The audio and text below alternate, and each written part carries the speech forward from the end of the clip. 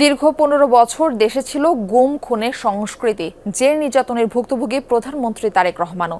তবে এখন দেশ গঠনের সময়ে সে কাজে মনোযোগী সরকার প্রধান। রাজধানীতে ডক্টর মোবাশ্বের হাসানের গ্রন্থের প্রকাশন অনুষ্ঠানে যোগ দিয়ে এসব কথা বলেন প্রধানমন্ত্রীর প্রেস সচিব আবু আবদুল্লাহ এম সালেহ। ২৪শে ৫ই আগস্ট সরকার পতনের সাথেই গুম খুনের সংস্কৃতি বিদায় হয়েছে, এমনটা বললেন অনুষ্ঠানে উপস্থিত বক্তারা। তাদের প্রত্যাশা, ভালো ও সুন্দর হবে আগামীর বাংলাদেশ। ফোটানোর ঝামেলা ছাড়াই নিরাপদ পানির জন্য ঘরে আনুন পিওরিট। কল করুন 16627। গণমাধ্যমে অ্যানালাইটিক্যাল ওপিনিয়ন। ২০১৭ সালের ৭ নভেম্বর বিকালে আগারগাঁও থেকে নিখোঁজ হন শিক্ষক ও গবেষক ডক্টর মোবাশ্বের হাসান। ৪৪ দিন নিখোঁজের পর ফিরে আসেন তিনি। তারই লেখা বইয়ের মোড়ক উন্মোচন করা হলো রাজধানীর বিশ্ব সাহিত্য কেন্দ্রে। ডক্টর মোবাশ্বের হাসান বলেন, বইয়ে হাসিনা সরকারের ন্যারেটিভের ফাঁকফোকর তুলে ধরা হয়েছে। শেখ হাসিনার এই যে উন্নয়নের যে ন্যারেটিভ, এই ন্যারেটিভের ভিতরে যে অনেক রকম ফাঁকফোকর আছে, এই জিনিসগুলোকে টাইমলি তুলে ধরার এই লেখাগুলা হচ্ছে একটা সংকলন। ডক্টর মোবাশ্বের নিখোঁজ থাকাকালে পরিবারের যে অভিজ্ঞতা হয়েছিল সেটির বর্ণনা দেন শিক্ষকের গর্ভধারিণী।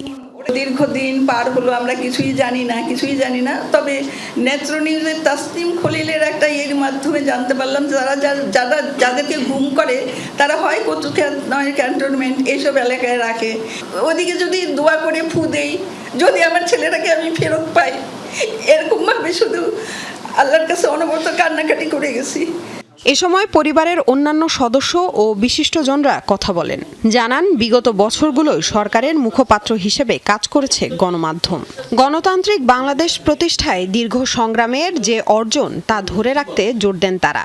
এরকম একটা ট্রামার মধ্য দিয়ে আমাদের ফ্যামিলি তখন গিয়েছে। আমি প্রফেশনাল, আমি নিজে ইকোনমিক কমেন্টেটর, বিভিন্ন জায়গায় গেছি, প্রত্যেকটা ওয়ার্ড হিসাব করে কথা বলতেছে আসলে কোন দিক থেকে যাচ্ছে। যেটা ওর মা বললো, বিদেশ থেকে কন্টিনিউ চালায় যাচ্ছে, আমাদের কাছে প্রেশার আসতো।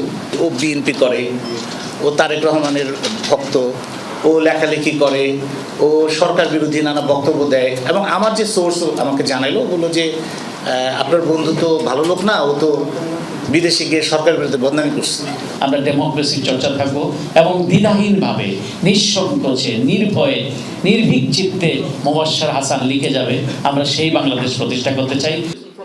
বক্তারা বলেন, গুম খুনের সংস্কৃতি ২৪শে ৫ আগস্ট বিদায় হয়েছে। আগামীর বাংলাদেশ ভালো এবং সুন্দর হবে, এমনটাই তাদের প্রত্যাশা। বলেন, এতদিন দেশের প্রতিষ্ঠানগুলোকে ধ্বংস করায় হচ্ছে না জাতীয় সমস্যার সমাধান। ১/১১ এবং ১/১১ পরবর্তী যে শাসন ব্যবস্থা, এবং যে শাসন ব্যবস্থা এমন একটা অবস্থায় দিয়েছে যেখানে শিক্ষা মেরুদণ্ড বলা হচ্ছে, কোনো মেরুদণ্ড নেই। আমরা এই সংস্কৃতি বিদায় দিয়েছি ৫ তারিখে। পরবর্তী সরকার ব্যবস্থা, আমরা একটা নতুন বাংলাদেশের পথে পথ চলব। প্রতিষ্ঠানগুলোকে দুর্বল করলে কি হয়, এটা আমাদের একটা নেশনের যে অ্যাবিলিটি টু সলভ প্রবলেমস, এগুলোকে আমরা সলভ করতে পারবো না। আমরা কিন্তু এখনো খাচ্ছি। অনুষ্ঠানে কথা বলেন প্রধানমন্ত্রীর প্রেস সচিব আবু আবদুল্লাহ এম সালেহ। বলেন, কাঙ্ক্ষিত দেশ গড়ার কাজ করছেন প্রধানমন্ত্রী তারেক রহমান। এ কারণেই দেশের রাজনীতিতে শুরু হয়েছে গুণগত পরিবর্তন। অন্তর্বর্তীকালীন সরকারের সময় এমন বেশ কিছু ছিল, কিছু সীমাবদ্ধতা ছিল।